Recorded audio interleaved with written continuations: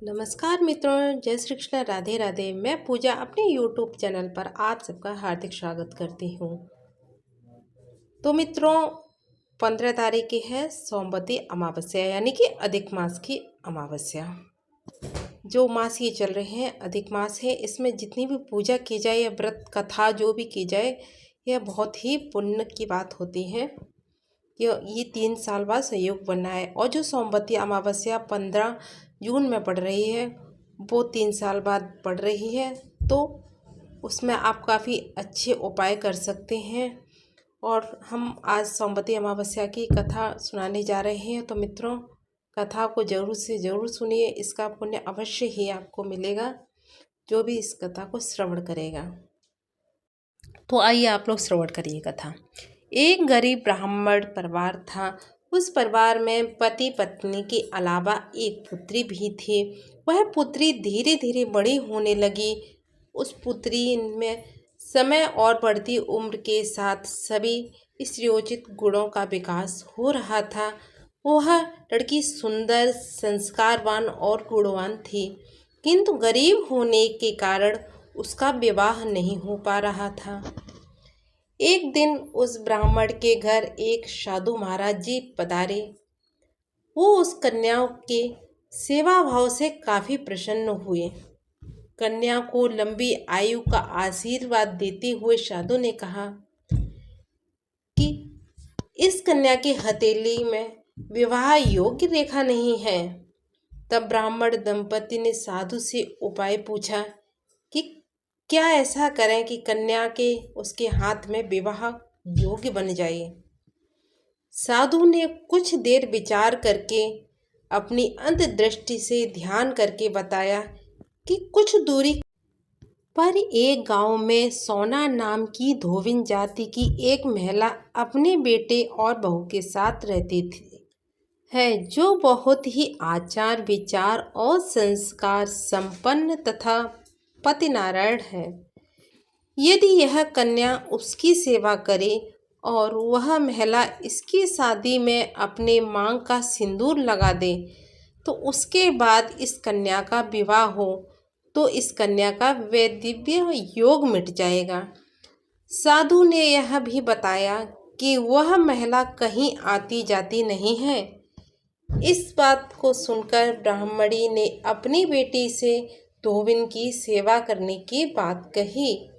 अगले दिन कन्या प्रातः काल उठकर सोना धोबिन के घर जाकर साफ सफाई और अन्य सारे काम करके वापस आ जाती है। एक दिन सोना धोबिन अपनी बहू से पूछती है कि तुम तो सुबह ही उठकर सारे काम कर लेती हो और पता भी नहीं चलता। बहू ने कहा, माँ जी, मैंने तो सोचा कि आप सुबह उठकर सारा काम कर लेती हो, सारा काम खत्म कर देती हो। मैं तो देर से उठती हूँ। इस पर दोनों सास बहू निगरानी करने लगी कि कौन है जो सुबह आकर घर का सारा काम करके चला जाता है। कई दिनों बाद धोबिन ने देखा कि एक कन्या मुंह अंधेरे घर में आती है और सारे काम करके चली जाती है। जब वह जाने लगी तो सोना धोबिन उसके पैरों में गिर कर बोली और पूछने लगी कि आप कौन हैं और इस तरह छुपकर मेरे घर में चाकरी क्यों करती हैं। तब कन्या ने साधु द्वारा कही सारी बात उसको बताई। सोना धोबिन पतिपरायण थी, उसमें तेज था। वह तैयार हो गई। सोना धोबिन के पति थोड़ा अस्वस्थ थे। उसने अपनी बहू से अपने लौट आने तक घर पर ही रहने को कहा। सोना धोबिन ने जैसे ही अपने मांग का सिंदूर उस कन्या की मांग में लगाया तो उसका पति मर गया। उसे इस बात का पता चल गया। वह घर से निराजल ही चली थी। यह सोचकर कि रास्ते में कहीं पीपल का पेड़ मिलेगा तो उसे भंवरी देकर और उसकी परिक्रमा करके ही जल ग्रहण करेगी। उस दिन सोमवती अमावस्या थी। ब्राह्मणी के घर मिले पूरे पकवान की जगह उसने ईंट के टुकड़ों से 108 बार भंवरी देकर 108 बार पीपल के पेड़ की परिक्रमा की और उसके बाद उसने जल ग्रहण किया। ऐसा करते ही उसके पति के मुर्दा शरीर में जान वापस आ गई। धोबिन का पति वापस से जीवित हो उठा। इसीलिए सोमवती अमावस्या के दिन से शुरू करके जो व्यक्ति हर अमावस्या के दिन भंवरी देता है उसके सुख और सौभाग्य में वृद्धि होती है। पीपल के पेड़ में सभी देवों का वास होता है, अतः जो व्यक्ति हर अमावस्या को न कर सके वह सोमवार को पड़ने वाली अमावस्या के दिन 108 वस्तुओं की भंवरी देकर सोना, धोबिन और गौरी गणेश का पूजन करता है, उसे अखंड सौभाग्य की प्राप्ति होती है।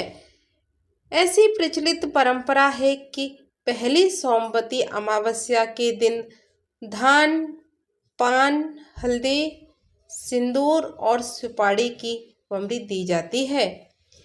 इसके बाद की सोमवती अमावस्या को अपनी सामर्थ्य के हिसाब से फल, मिठाई, स्वाग सामग्री, खाने की सामग्री इत्यादि की भंवरी दी जाती है और फिर भंवरी पर चढ़ाया गया सामान किसी सुपात्र, ब्राह्मण, ननद या भांजे को दिया जा सकता है।